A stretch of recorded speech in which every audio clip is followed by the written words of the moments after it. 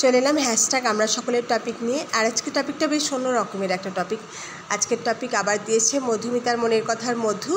তো আজকের টপিকটা হচ্ছে গিয়ে তোমার নামের শেষ অক্ষর দিয়ে একটা ভারতবর্ষের একটা শহরের নাম বলো। আর একটা হচ্ছে গিয়ে অন্য লোকের গাছ থেকে ফুল তোলা কি পাপ, মানে এটা কি খারাপ কাজ? তো এইটা তো প্রথমে বলি যে নামের শেষ অক্ষর দিয়ে, এটা প্রথমটা আমি বুঝতে পারিনি। রঞ্জনাদির কমিউনিটি পোস্টে আমি লিখে দিয়েছিলাম নাসা আর একটা নাইজেরিয়া লিখেছিলাম, যেহেতু আমার নামের শেষে না আছে। তো পরে জানলাম যে না, ওটা হচ্ছে গিয়ে ভারতবর্ষের কোনো সিটি। তারপরে মনে পড়লো যে নাসিক, যেটা মহারাষ্ট্রের খুব কাছে, বেশ কাছে।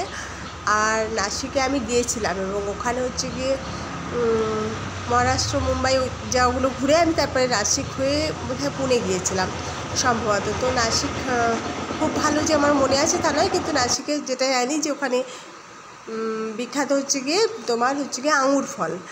আর ওখানে তার জন্য ওই আঙুর ফল থেকে যে ওয়াইন তৈরি হয় আর কি, ওয়াইন ওখানকার বিখ্যাত।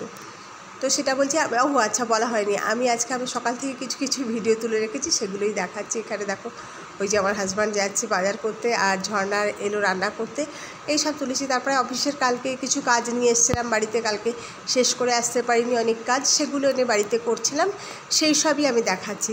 তারপরে যেটা বলছিলাম যে হ্যাঁ, এটা হলো নাসিক। আর কিছু মনে পড়ছে না আপাতত আর কোনো সিটির নাম। আছে, আরও অবশ্যই আছে। আর একটা যেটা হচ্ছে কি ফুল তোলা পাপ কিনা, হ্যাঁ, ফুল তোলা পাপ না হলেও অবশ্যই খারাপ কাজ আমার মনে হয়, কারণ কেউ তো আশা করে ফুল গাছ লাগায় না। আর একটা গাছে যখন ফুল হওয়ার আগে কুড়ি আসে না, তখন থেকে মানুষ দেখতে শুরু করে যে কবে ফুল ফুটবে, কবে ফুল ফুটবে, একটা খুব আশা নিয়ে থাকে। সেই আশার জিনিসটা যখন কেউ নিয়ে যায় না, তখন সত্যিই কষ্ট হয়। আমার নিজের ক্ষেত্রে তো আমি দেখেছি, খারাপ লাগে। একটা গাছ ভরে ফুল হয়ে থাকবে, সেখানে হয়তো আমি তুলবো, তাতে আমার কিছু মনে হবে না, কিন্তু যখন বাইরের কেউ এসে না বলে নিয়ে চলে যাবে, তখন অবশ্যই খারাপ লাগে।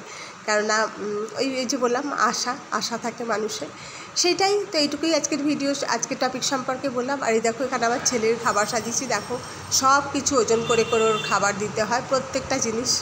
আর দেখো, ভাতের পরিমাণটা 100 গ্রাম ভাত, ওইটুকু ভাত খেলে হয় কোনো মানুষের, কি জানি, ওর সব এরকম খাবার। তারপর হচ্ছে গিয়ে ওই সবজিটাও মাপ মতন, সয়াবিনের মাপ আছে, মেপে নিয়ে ডাল, প্রত্যেকটা জিনিস মাপতে মাপতে আমার সময় চলে যায়। এত মানে হ্যাপা, বেশি কিছু খায় না, কিন্তু সেই জিনিসগুলো প্রত্যেকটা মেপে মেপে দিতে হয়। তো সেটাই শেয়ার করলাম আর কি। আর তার সঙ্গে আজকের ভিডিওটা এখানেই শেষ করলাম।